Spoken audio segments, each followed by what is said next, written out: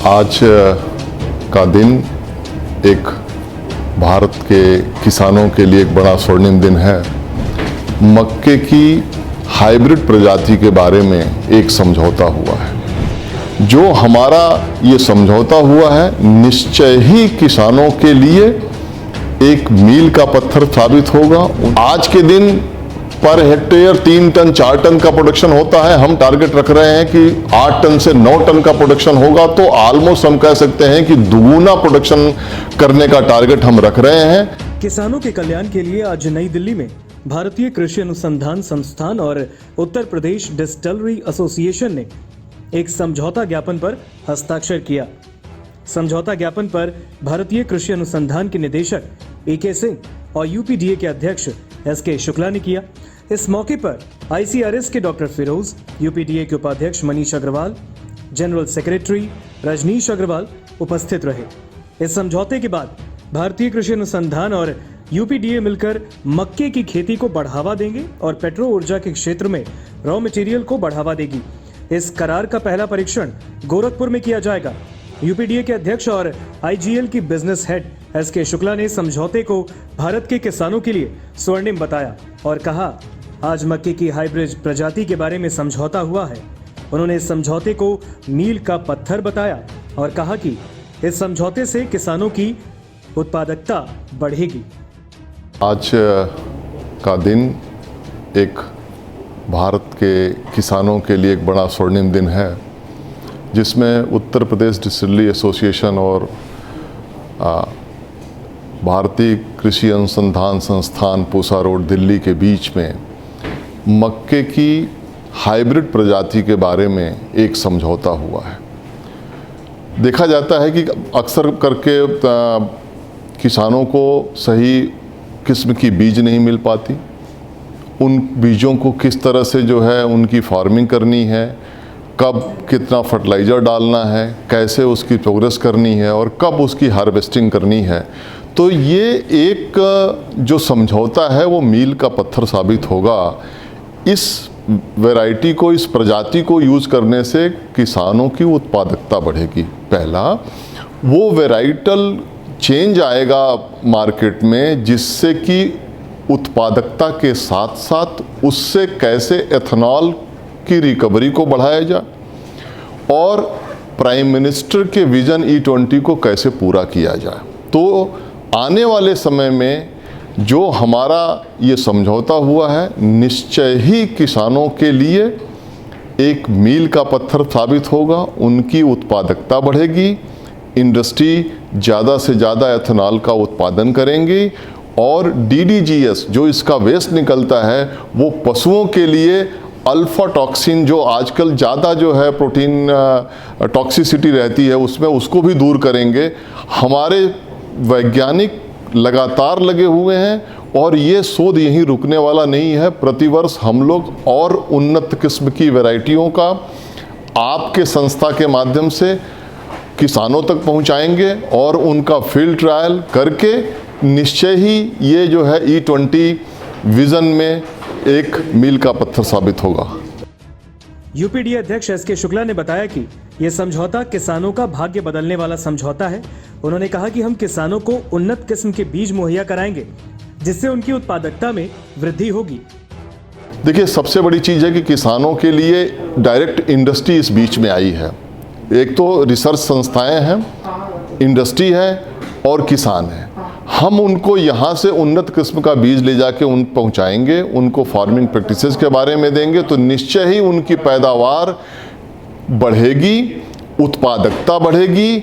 आज के दिन पर हेक्टेयर 3 टन 4 टन का प्रोडक्शन होता है। हम टारगेट रख रहे हैं कि 8 टन से 9 टन का प्रोडक्शन होगा, तो ऑलमोस्ट हम कह सकते हैं कि दुगुना प्रोडक्शन करने का टारगेट हम रख रहे हैं, जिसका लाभ फार्मर को तो मिलेगा ही, किसानों को तो मिलेगा, इंडस्ट्री को भी मिलेगा और एथेनॉल की उत्पादकता भी बढ़ेगी। यूपीडीए के साथ समझौते को लेकर खुशी जाहिर करते हुए भारतीय कृषि अनुसंधान संस्थान के अध्यक्ष ए.के. सिंह ने कहा, यह समझौता प्रधानमंत्री नरेंद्र मोदी के उस लक्ष्य को पूरा करने में सहयोग करेगा जिससे उनका कहना है कि 2025 तक पेट्रोल में 20% बायो एथेनॉल मौजूद हो। उन्होंने बताया कि चावल पर प्रतिबंध के बाद मक्का पर शोध किया जाएगा। आज एक बहुत ही खुशी का मौका है जब उत्तर प्रदेश डिस्टिलर्स एसोसिएशन और भारतीय कृषि अनुसंधान संस्थान, जिसको हम पूसा संस्थान के नाम से जानते हैं, इन दोनों संस्थाओं के बीच में एक MOU साइन हुआ है और इसके तहत किस प्रकार से हम एथनॉल, बायो इथेनॉल प्रोडक्शन को बढ़ाएं, इस विषय के ऊपर शोध कार्य करें और शोध कार्य के परिणाम स्वरूप जो मटेरियल निकलता है उसको हम इंडस्ट्री के साथ शेयर करें। जैसा कि आप जानते हैं, माननीय प्रधानमंत्री जी ने लक्ष्य रखा है कि वर्ष 2025 तक जो पेट्रोल है उसके अंदर 20% बायो इथेनॉल मिलाने का लक्ष्य रखा है, जिसको हम E20 के कार्यक्रम के नाम से जानते हैं।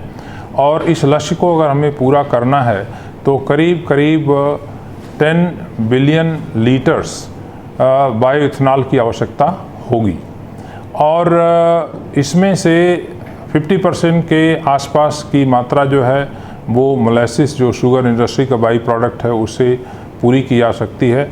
लेकिन बाकी मात्रा को पूरा करने के लिए हमको और अन्य जो ग्रेन्स हैं उनके ऊपर आश्रित होना पड़ेगा। अभी तक टूटे हुए चावल का प्रयोग किया जाता था, लेकिन जैसा कि जानते हैं हमारे लिए खाद्यान्न सुरक्षा बहुत महत्वपूर्ण है। उस दृष्टिकोण को ध्यान में रखते हुए चावल के ऊपर अभी पाबंदी लगी है, तो वो चावल उपलब्ध नहीं हो पा रहा है। लेकिन दूसरे अनाज हैं उनके अंदर अपार क्षमता है और इस दिशा में भारतीय कृषि अनुसंधान संस्थान में मक्का के ऊपर शोध कार्य चल रहा है। हमारे संस्थान के द्वारा कुछ जैव संवर्धित मक्का की संकर किस्में विकसित की गई हैं, जिनके अंदर जो एथनॉल की रिकवरी है वो करीब 14% के आसपास है, जो कि आम तौर पे जो मक्का की संकर किस्में इसके लिए प्रयोग की जा रही हैं उनके अंदर यह मात्रा 11% के आसपास होती है। तो आगे चल करके हम और इस समझौते के तहत और शोध करेंगे ताकि हम और नई किस्में विकसित कर सकें जिनके अंदर एथनॉल की रिकवरी और ज़्यादा होगी। इसी तरह से जो कुछ मक्का है जो कि ग्लूटेनस मेज के नाम से जाना जाता है, उसके अंदर इसकी मात्रा ज़्यादा होती है, उसके ऊपर भी हम शोध कार्य कर रहे हैं। हमारे पास जो पहले से उपलब्ध किस्में हैं उसको हमने इंडस्ट्री के साथ साझा किया था और इंडस्ट्री ने उससे एथनॉल निकाल करके उसकी रिकवरी का पूरा अध्ययन किया है और उसमें कुछ बड़े आशाजनक परिणाम प्राप्त हुए हैं। मुझे उम्मीद है कि इस समझौते के तहत जो शोध कार्य किया जाएगा, जिसके लिए अनुदान, वित्तीय अनुदान जो है इंडस्ट्री के द्वारा दिया जा रहा है, एक बहुत अच्छी पहल है कि इंडस्ट्री अपने जो लक्ष्य हैं उनको पूरा करने के लिए शोध संस्थानों के साथ मिलकर इस दिशा में कार्य कर रही है और आगे आने वाले 4-5 वर्षों के अंदर निश्चित रूप से हम मक्के की ऐसी संकर किस्में लेकर के आएंगे जिनके द्वारा कि बायो इथेनॉल की प्रोडक्शन के लक्ष्य को हम पूरा कर पाएंगे। भारतीय कृषि अनुसंधान संस्थान और UPDA के समझौते पर खुशी जाहिर करते हुए UPDA के सेक्रेटरी जनरल रजनीश अग्रवाल ने कहा, ये समझौता ऐतिहासिक है। इस समझौते से एथनॉल के प्रोडक्शन में बढ़ावा मिलेगा और PM मोदी के सपने को पूरा करेगा। आज ये समझौता UP डिस्टिलर्स एसोसिएशन और इंडियन एग्रीकल्चरल रिसर्च इंस्टीट्यूट के बीच में एक बहुत ऐतिहासिक समझौता हुआ है मेज से बायो एथनॉल प्रोडक्शन के लिए। जैसे कि हम जानते हैं कि एथनॉल की प्रोडक्शन अब बहुत तेज़ी से हो रही है और हमारे माननीय प्रधानमंत्री जी के सब्जेक्ट ये बहुत क्लोज़ है उनके दिल से और हम लोगों को 20% का टारगेट मीट करना है 2024-25 के लिए।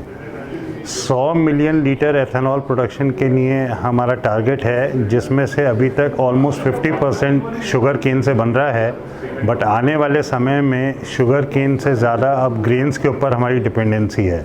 सो आज के समझौते में जो मेज़ के ऊपर हम हाइब्रिड वैरायटीज़ डेवलप करी हैं इस रिसर्च इंस्टीट्यूट ने, वो बहुत ही ऐतिहासिक रहेंगी, बहुत ही प्रोडक्टिव रहेंगी इंडस्ट्री के लिए भी, गवर्नमेंट के एथेनॉल प्रोजेक्ट के लिए भी और फार्मर्स की इनकम के लिए भी।